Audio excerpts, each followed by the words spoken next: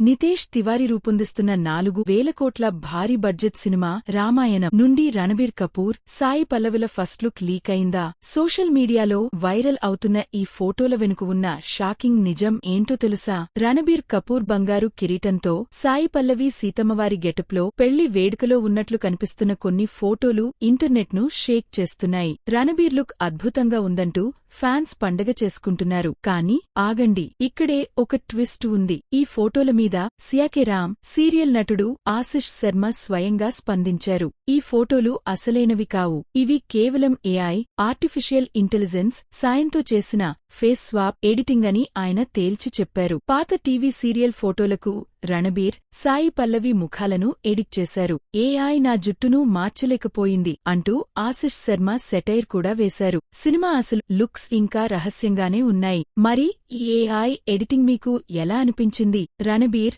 సాయి పల్లవి జోడీ ఎలా ఉంది? కింద కామెంట్ చేయండి. మరిన్ని లేటెస్ట్ సినీ అప్డేట్స్ కోసం మా ఛానల్ని ఇప్పుడే సబ్స్క్రైబ్ చేసుకోండి.